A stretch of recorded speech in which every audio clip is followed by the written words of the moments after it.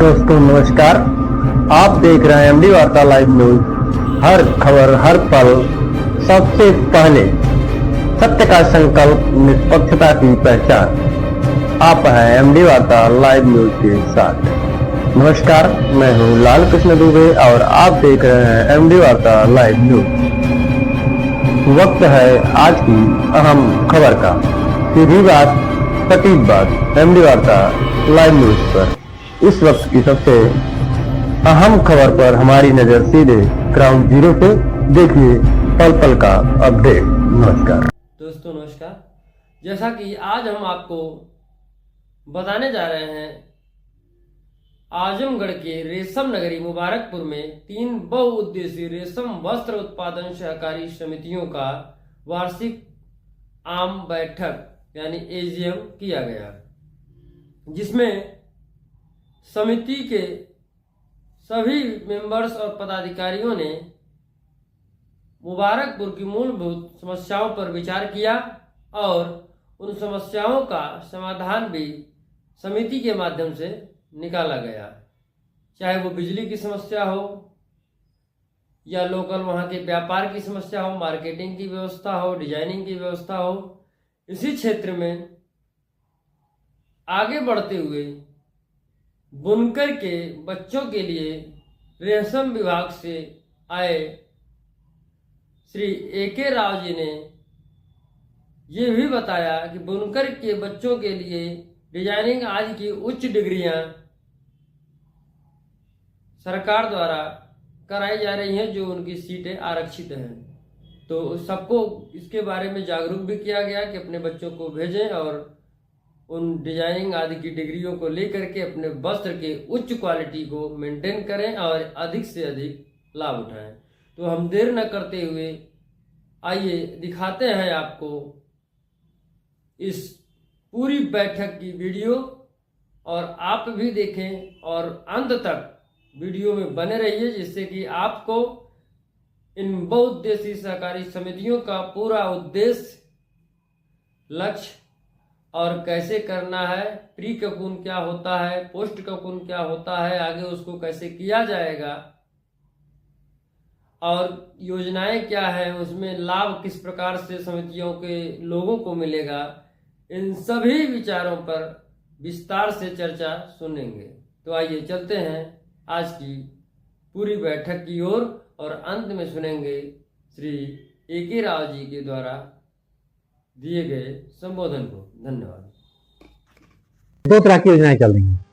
एक कहते हैं प्री ककून सेक्टर, यानी पौधा लगाते हैं, शहतूत का पौधा लगाते हैं, लोगों को ट्रेनिंग दिया जाता है, उसके बाद उनसे कीट पालन कराया जाता है, वो कीट पालते हैं, कीट पालने के बाद में जो ककून तैयार हो जाता है, यहाँ तक का काम ये प्री ककून सेक्टर में आता है। तो इसमें भी हमारे डिपार्टमेंट में केंद्र सरकार के सहयोग से एक योजना चलाई जा रही है, उसका नाम है सिल्क समग्र टू। इसमें जो है, जो कीट पालक भाई हैं, किसान भाई हैं जिनके पास खेत है, कोई बात, जो कीट पालक भाई के पास खेत है, खेती बाड़ी से जुड़े हुए हैं, उनके पास जमीन है और अगर वो 500, 600, 1000 पौधे लगा सकते हैं तो उनके लिए सुविधा है। उसमें प्लस पॉइंट क्या है, सबसे बड़ी चीज क्या है कि एक बार आप पौधा लगाएंगे और 15 से 20 साल तक वो पौधा आपका चलेगा, यानी 15 से 20 साल तक आप जो है कीट पालन कर सकते हैं और उसे अतिरिक्त इनकम कर सकते हैं। और कम नहीं, मतलब 1 लाख रुपए तक का अर्जित आप इनकम कर सकते हैं, कम से कम 1 लाख रुपए का। वो कैसे? और कहेंगे साहब हम खेती किसानी काम करें कि वो करें, अपना किसानी काम छोड़ दें, ऐसा नहीं है। हमारे यहाँ जो रेशम का कीट पालन होता है वो ऐसे समय में होता है जब आपका खेती किसानी का काम बंद रहता है, यानी आपको फुर्सत रहता है। अब कब होता है? जुलाई में आप जो है धान की रोपाई कर लेते हैं, धान लगाने के बाद में, है ना, जुलाई में लग जाता है, जुलाई अगस्त में, और उसके बाद फिर नवंबर में आप काटते हैं, है ना। तो ये 4 महीने आपका टाइम रहता है। इस अवधि में जुलाई लास्ट अंतिम सप्ताह में शुरू होता है हमारे यहाँ कीट पालन, और इसमें 2 फसल होता है। इसको हम मानसून और पतझड़ कहते हैं, यानी 2 महीने लगातार एक फसल होती है। आपको करना क्या है, आपको जो है 20 दिन तक, 15 से 20 दिन तक अपने घर में जो रेशम कीट होता है उसको रख के उसकी देखभाल करनी है। उसको समय समय से पत्ती काट के देनी है चारे के रूप में, वो उसका भोजन है। वो पत्ती खाता रहेगा और वो बड़ा होता जाता है, और वही जो है जब पूर्ण विकसित हो जाता है तो वो आपका रेशम का कीड़ा जो है ककून बना देता है, रेशम ककून बना देता है, वही आपका उपज है, उसी से आप धागे निकालते हैं ना। तो इसमें जो योजना है वो ये है कि आपको पौधा लगाने के लिए पैसा मिलेगा। दूसरा, जो कीट पालन उपकरण की जरूरत होगी वो गवर्नमेंट देगी आपको, ठीक है। तीसरा, उसमें जो दवा वगैरह पड़ता है, कीटनाशक वगैरह जैसे विकारक है, वो सब भी आपको मिलेगा, निःशुल्क मिलेगा। चौथा है कि आपको ट्रेनिंग की जरूरत होगी, तो ट्रेनिंग भी जो है उसके लिए भी गवर्नमेंट पैसा दे रही है, और आपको 5 दिन का ट्रेनिंग जो है दिया जाएगा। आवासीय प्रशिक्षण रहेगा, मिर्जापुर में ट्रेनिंग इंस्टीट्यूट बना हुआ है। वहां आपको आने जाने का किराया भाड़ा, रहने का पूरा खर्चा जो है गवर्नमेंट वहन करती है, ठीक है। पांचवी चीज है कि जहां जिस कमरे में आप कीड़ा रख के पालेंगे तो साफ सुथरा होना चाहिए, रहन सहन के से अलग, थोड़ा अलग होना चाहिए, क्योंकि बार बार उसमें जाएंगे तो गंदगी होगी। खाना बना रहे हैं उसी में, उसमें सब कुछ कर रहे हैं तो दूषित रहता है, पता चला स्मोकिंग में होता है, खाना बनता है, धुआं रहता है, तो उसमें जो कीड़ा नहीं पड़ पाएगा। तो इसलिए गवर्नमेंट ने क्या किया, उसके लिए एक अलग कमरा बनाने के लिए उन्होंने जो है अनुदान की व्यवस्था किया है। कितना है? 1,85,000 रुपये, ठीक है। तो उससे आप 20 बाई 20 का एक कमरा आप जो है बना लीजिए, कुछ पैसा अपना लगा लीजिए, तो आपका अपना हो जाएगा, ठीक है। तो ये सारी चीजें जो भी आवश्यक चीजें हैं ये गवर्नमेंट आपको उपलब्ध करा देगी। उद्देश्य क्या है? उद्देश्य ये है कि हमारे जो किसान भाई हैं जिससे जुड़े हुए हैं वो लाभान्वित हैं, वो घर बैठे उनको रोजगार मिल सके। और उसमें देखिए सबसे बड़ा चीज क्या है इसमें ये है कि इसके लिए आपको किसी विशेष शैक्षिक योग्यता की जरूरत नहीं है। जैसे आप BA MA किए हैं तभी आपका होगा ना, किसी विशेष पूंजी की जरूरत नहीं है। जैसे आप 10 लाख होगा तभी आपका होगा। तीसरा है इसको स्त्री पुरुष बच्चे सब कर सकते हैं, समझ गए? ऐसा नहीं कि ना यू आर नॉट अलाउड, खाली आप ही कर सकते हो, आप MBA के हो तो खाली आप ही अलाउड, ऐसा कुछ नहीं। पढ़ा लिखा अनपढ़ सब कर सकता है, बस खाली इच्छा शक्ति होनी चाहिए, करना चाहता हो तो क्या है। देखिए जब खेती के समय खेती किसानी करिए, जब इसका समय आए तो इसको करिए। अगर 1,00,000 1.5 लाख रुपए से आप कमा ले रहे हैं तो क्या बुरा है, घर बैठे रोजगार मिल रहा है। देखो दिनों दिन खर्चा बढ़ रहा है, इनकम का कोई जरिया नहीं बढ़ रहा है, तो आपके पास जो साधन है उसी को डेवलप करना है कि उसी में आप कैसे और ज्यादा इनकम कर सकते हैं। तो ये सुविधा ये है। इसके बाद आता है हमारा पोस्ट कपून सेक्टर, ठीक है। यानी कपून आपका बन गया, उसका दाम मिल गया। उसका दाम कैसे मिलेगा? वो दाम है 500 रुपए किलो। अगर आपका 1 कुंटल बन गया तो कितने का हो गया? 1 कुंटल बन गया तो कितने का हो गया है? कितना? 500 रुपए किलो। हाँ तो 2 जीरो लगा दीजिए, कितना हो गया? कितना हुआ? 50,000 हो गया ना। कितने दिन में? 15 से 20 दिन में। और आपको देना कितना होगा? लागत क्या लगेगी? 100 तितलियों का अंडा पालेंगे तो 200 मान लीजिए, ठीक है। तो कितना हुआ? खाली 100 रुपया। यानी एक तितली का जो अंडा होता है उसका दाम 50 पैसे है। गवर्नमेंट खाली इतना ही आपसे लेती है, समझ गए? और सारा सब कुछ ये आपको फ्री। तो आप मतलब रोजगार आपके घर पर, आपके बच्चे पढ़ रहे हैं, खाली समय है, इसमें सहयोग कर देंगे, है ना। अब आ गई बात पोस्ट कपून सेक्टर में। कपून बन गया और उसके बाद में पोस्ट कपून का काम शुरू होता है। पोस्ट कपून में क्या है? ये कपून हमारे यहाँ जो बन जाता है, ये व्यापारी आते हैं उसको ले जाते हैं, खरीद के ले जाते हैं। उससे वो मशीन से धागा निकालते हैं और धागे को आपकी डिमांड के अनुसार वो सप्लाई करते हैं, बेचते हैं। उससे फिर आप जो है ताना बाना बनाते हैं, है ना, कपड़े बुनते हैं, बाकी का काम शुरू हो जाता है। इस सेक्टर में भी हमारे यहाँ स्कीम चल रही है। वो क्या है? अभी मैंने बताया कि हमारे यहाँ भी 7 तरह की मशीनें जो है आई हुई हैं, उस पर अनुदान है, उस पर अनुदान की व्यवस्था है।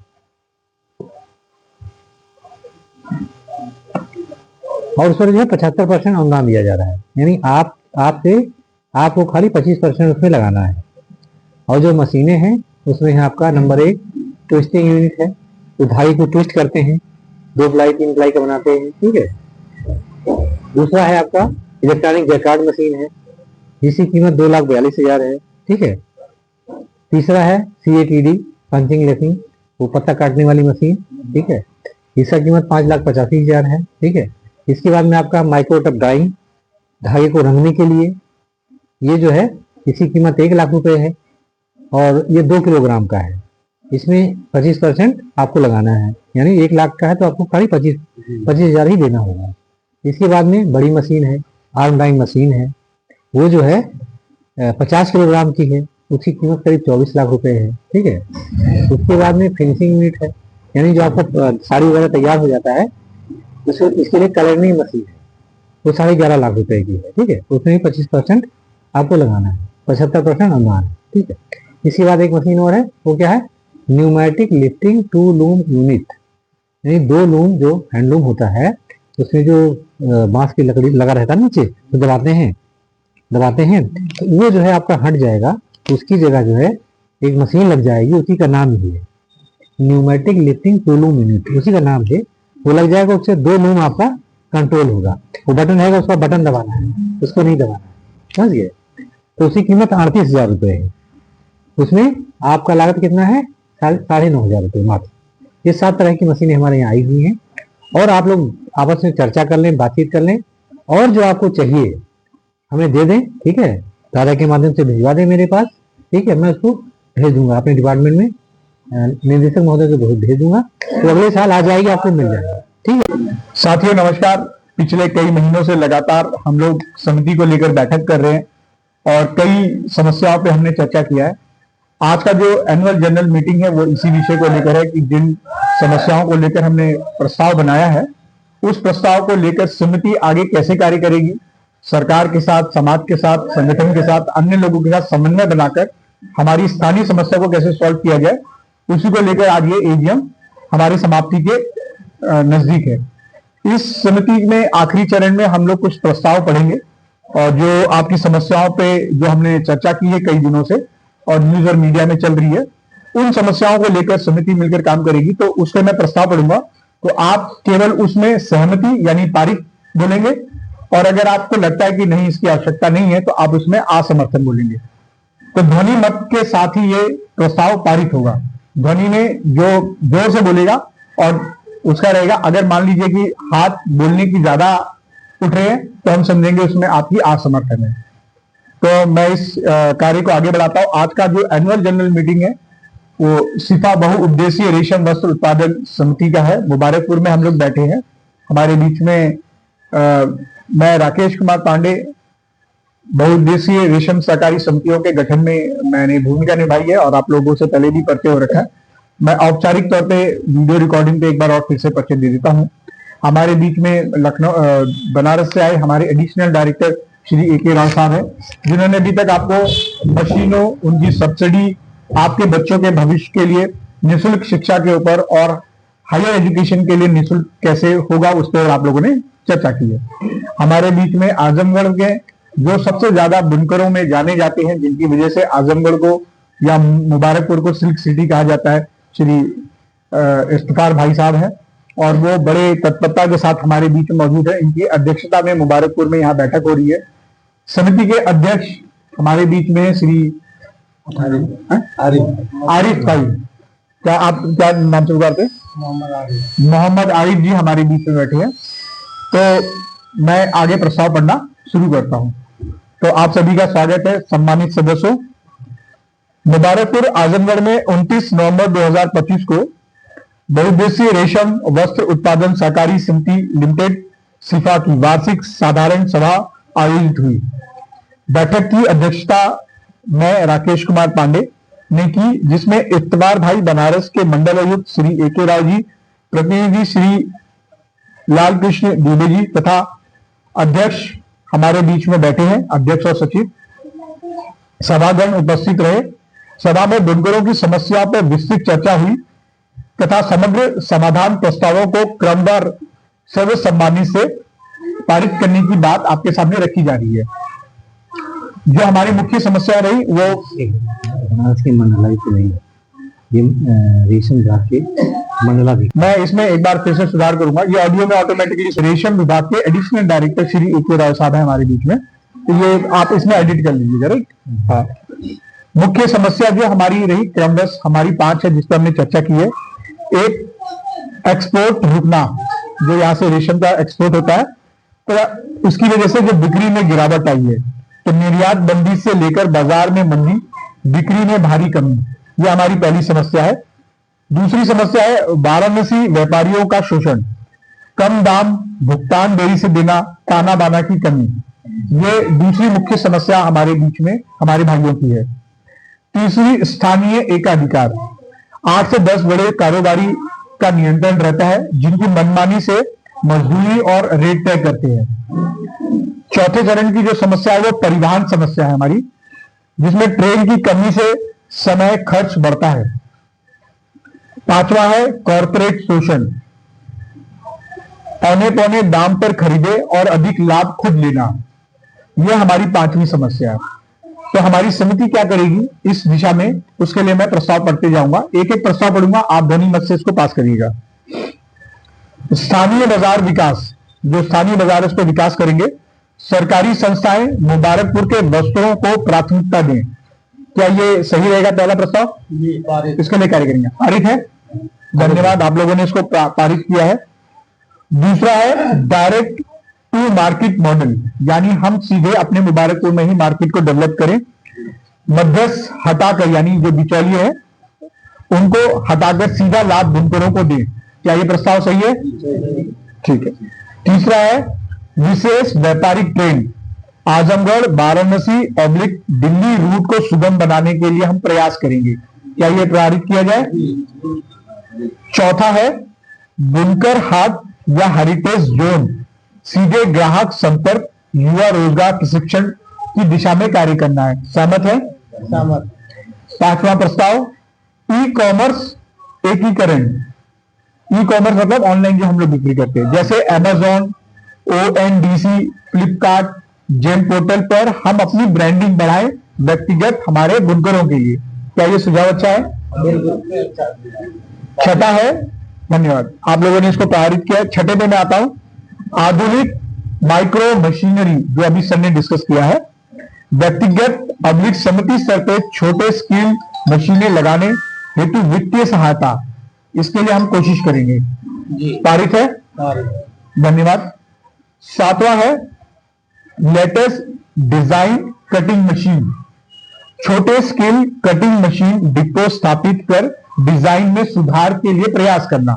ये समिति का एक रहेगा। ये सुझाव प्रस्ताव अच्छा है, पारित किया जाए। ये कटिंग मशीन क्या होता है? ये कटिंग मशीन वो जो आप बता रहे थे ना, वो अच्छा, जो कंप्यूटर एडिट वाला, हाँ, काटने वाली। हाँ, उसको थोड़ा सा अच्छा, ये मैंने अपने शब्दों में लिखा है। आप लोग इसको अपने शब्दों में सुधार कर लीजिए। ठीक है, ठीक। तो ये पारित किया जाए जी, धन्यवाद। इसमें सर एक चीज और बढ़ा दी जाए, हाँ, के डिपो की यहाँ साफ होती है, साफ खो दिया नहीं साफ हो जाए यहाँ दुकान, वो यहाँ आठवां प्रस्ताव है, ये आठवां प्रस्ताव है। वहाँ से लेते हैं, बनारस से। बनारस से, क्योंकि देखिए मुबारकपुर में आना जाना हाँ, काफी दूर पड़ता है, तो बुनकरों के लिए बहुत मुश्किल है। और सब्सिडी वाला जो है, अगर जो सब्सिडी वाला मिलता है, अगर वो अपना जगह भी है, यहाँ मार्केट है, केंद्र बना है। ठीक है, बहुत बढ़िया। तो ये आठवां प्रस्ताव यही है, तैयार माल स्टोरेज और कच्चे माल गुणवत्ता चेक हेतु समिति स्तर पर स्टोर और विशेष टीम गठन करना। ठीक है, ठीक है, पारित किया जाए। नौवां training centre, micro machinery design cutting रखरखाव पे नियमित प्रशिक्षण दिलाना और यहाँ पे प्रशिक्षण केंद्र के लिए कार्य करना। पारित किया जाए। हाँ, बिल्कुल नहीं रहेगा तो काम ही नहीं कर पाएंगे। शोषण निगरानी, शोषण निगरानी के लिए व्यापार शिकायत प्रणाली, न्यूनतम मजदूरी गारंटी, इस पे कार्य करना समिति का ध्येय रहेगा। पारित किया जाए। अभी यहाँ कितनी मजदूरी मिलती है? कितना हो जाता है लगभग पर डे? कितना हो जाता है? 10, 400 से ज्यादा नहीं। तो इसकी एक टीम अलग से गठित करेंगे, ऐसा समिति, ठीक है ना सर? विजिलेंट टीम रहेगी हमारी खुद की। सहकारी सशक्तिकरण, छोटे बुनकरों के लिए वित्तीय मजबूती लाना। पारित किया जाए। धन्यवाद।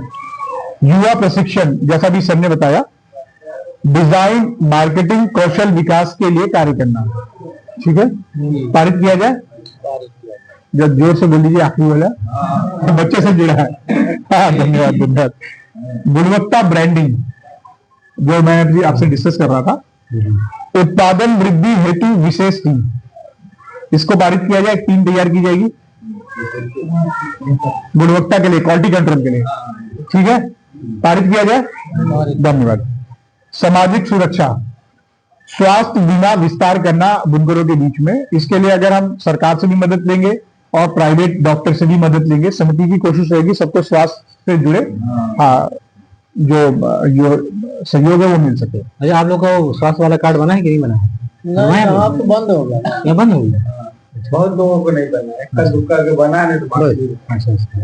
16 है बिजली में राहत, पुराने फ्लैट रेट को बहाली में लाना, या फिर हम वैकल्पिक ऊर्जा पे कार्य करेंगे जैसे सौर ऊर्जा और अन्य चीजों पे। देखिए मैं कहना चाहूंगा कि अभी इसी पिछले माह लास्ट में रेशम मंत्री आए थे, माननीय रेशम मंत्री राकेश प्रसाद जी आए थे, बनारस में वहाँ मीटिंग में किया था और आप वहाँ गोरखपुर में भी गए थे, तो उस पर चर्चा हुई थी। थोड़ा बताएं आप सदस्यों को क्या चर्चा हुई? अभी 1.5 महीना पहले गोरखपुर में कपड़ा मंत्री जो आए थे तो वहाँ मीटिंग हुई थी। मीटिंग बात आई तो मैंने 3 बात रखी। मैंने कहा कि देखिए 2006 में ये पावरलूम की जो उसकी 72 की हुई थी, जो नहीं जानते होंगे, ये मेरा प्रस्ताव था। दादा उस वक्त में थे, बंगाली दादा। हम लोगों के बीच में तय हुआ कि ये प्रस्ताव रखा जाए। उन्होंने कहा कि हम सहमति देंगे, वो पास हो गया था। मगर जब मीटिंग हुई 23 में 24 में रेट बढ़ाने की बात आई तो वहाँ पे नवनीत सहगल साहब थे, तो मैंने उनके सामने रखा कि साहब आप रेट बढ़ाना चाहते हैं तो 72 का कितना करेंगे? तो कहें कि भाई पहले बिजली बहुत सस्ती थी उस पीरियड में, अब बहुत बढ़ गई है, साहब कितनी हो गई है? कहेंगे आज की डेट में जो बिजली विभाग के चेयरमैन थे उन्होंने कहा 6 रुपया। तो साहब पहले कितनी थी? तो ये होगी 3 रुपया। लोग साहब तो उस हिसाब से दूना बढ़ जाएगा रेट, दूना न करके बीच में कोई रास्ता निकाल लिया जाए। यह बात हमारी मीटिंग में मैंने प्रस्ताव लखनऊ में रखा था, तो हो गया ठीक है देखा जाएगा। उसके बाद कुछ लोग आए बीच में, बुनकरे के दलाल ही, उन्होंने 400 रुपया तय कर दिया और वही पास हो गया। तो मंत्री जी ने कहा कि भाई जो आप लोगों ने कहा था हमने तो वही पास किया, कोई अपने तो मन से कोई घटाया बढ़ाया नहीं। तो मैंने उनसे कहा कि देखिए मंत्री जी बुरा मत मानिएगा, जो पास कराने वाले हैं वो बुनकर नहीं है, वो नेता थे और आपके सामने बैठे बुनकर, तो इस हिसाब से आप कीजिए। हाँ जी, ये दूना कर दीजिए, 3 का 6 है, 6.5 है, तो दूना कर दीजिए। तो मैंने उनसे कहा कि भाई ज्यादा से ज्यादा 150 रुपया कीजिए। मगर मेरठ में गए हैं और बनारस वालों ने 200 रुपये की मांग की है और आज इत्तेफाक से उसी की मीटिंग कानपुर में चल रही है।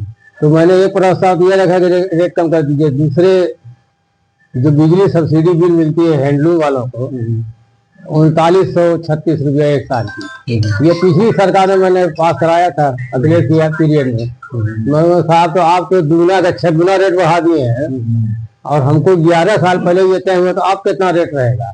तो जो 3936 को उन्होंने प्रस्ताव में डाल दिया है, तो मुझसे पूछे कि कितना आप चाहते हैं? मैं भाई हम बढ़ती नहीं चाहते, 6 गुना नहीं चाहते। अगर 1.5 दाम बढ़ गया उस पीरियड से 11 साल में तो 1.5 कर दीजिए। तो उसके लिए 6 की बात हुई, 6000 अगली साल तक रहेगा।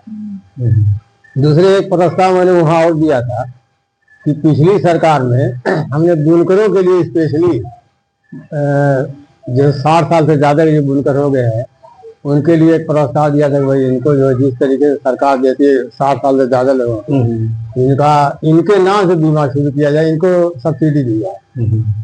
तो ये भी तय हो गया है कि जो बंद कर दिए थे चालू करने वाले हैं 1000 रुपया महीना के हिसाब से 12000 रुपया, जिनकी उम्र 60 साल से ज्यादा होगी। मैंने कहा देखिए और लोग तो सरकार की नौकरी करेंगे तो उनको मिलता रहेगा, बुनकर तो 60 साल जाते जाते तो किसी लायक का नहीं बचता और जब बहुत कमजोर हो जाता है तो उनके माँ बाप भी, उनके बच्चे भी नहीं पूछते उनको।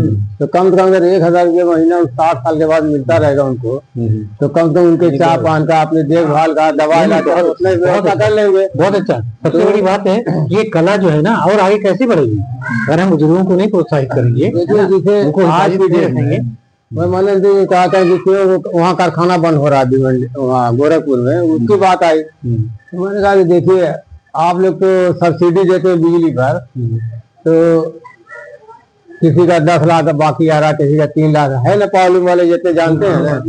तो मैं सरकार ही बताइए कि आप बुनकरों को 10,000 20,000 रुपया दे देंगे तो जब तक पीयूसी बुनकर नहीं देगा तब तक आप मानेंगे नहीं।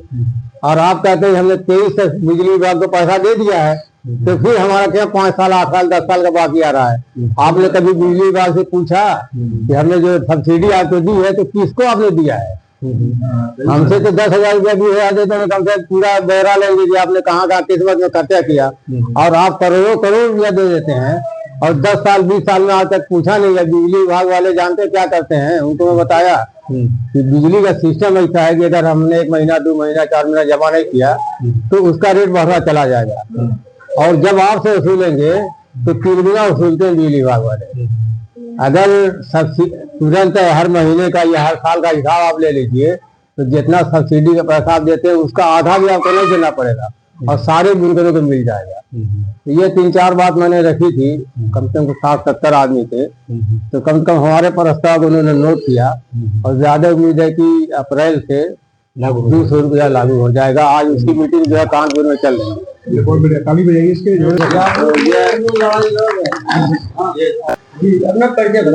हाँ नमस्कार, मेरा नाम अनिल कुमार राव है और मैं वाराणसी परिक्षेत्र में सहायक निरीक्षक रेशम पद पर कार्यरत हूँ। आज यहाँ मुबारकपुर में APR खान साहब के यहाँ जो है बहुउद्देशीय रेशम सहकारी समिति की AGM की बैठक थी, उसमें आज प्रतिभाग किया गया और यहाँ मैं जो भी मेंबर्स हैं उनसे मुलाकात हुई। उसमें जो बैठक में प्रस्ताव पारित हुआ उसको जान के मुझे बहुत खुशी हुई और मुबारकपुर में हुआ है। और हमारे ये जो कार्य हो रहा है इसमें जो है विशेष योगदान हमारे ACS साहब श्री BL मीणा साहब। ये आजमगढ़ में कुल जो है 53 सहकारी समितियों का गठन हुआ है और ये बहुत बड़ा रिकॉर्ड है और इसका सारा श्रेय जो है हमारे ACS साहब को जाता है। समितियों का लक्ष्य क्या है? समितियों का उद्देश्य ये है, ये बहुउद्देशीय रेशम सहकारी समिति है। इसके अंतर्गत जो किसान भाई हैं और जो बुनकर भाई हैं इससे जुड़ करके 49 कार्य विभाग से संबंधित कर सकते हैं। साथ ही ये मतलब अनलिमिटेड कार्य कर सकते हैं। ये अपने यहाँ जो है जन औषधि केंद्र जो है ले सकते हैं, खाद का गोदाम ले सकते हैं, ट्रेनिंग का काम कर सकते हैं, आप कपून विपणन का काम कर सकते हैं, कोई भी बिजनेस कर सकते हैं। इसमें जो है हर तरह की सुविधा की व्यवस्था की जा रही है और अभी कपून और पोस्ट कपून सेक्टर में हमारे रेशम विभाग में जो योजनाएं चल रही हैं उसका इनको पूरा जो है लाभ दिया जाएगा। मुद्दा ये है कि हमारे जो बुनकर भाई हैं और जो किसान भाई हैं इनको रेशम के कार्यों से जोड़ करके इनके आमदनी को बढ़ाना है, इनकी और रेशम उत्पादन को बढ़ाना है, देश को इसमें आत्मनिर्भर बनाना है। तो ये थी आज की बड़ी खबर। खबरों का सिलसिला जारी रहेगा। आप देखते रहिए MD वार्ता लाइव न्यूज। कल फिर मिलेंगे नई खबरों के साथ, तब तक के लिए दीजिए इजाजत। नमस्कार। सत्य और तथ्य के साथ MD वार्ता लाइव न्यूज हमेशा आपके साथ।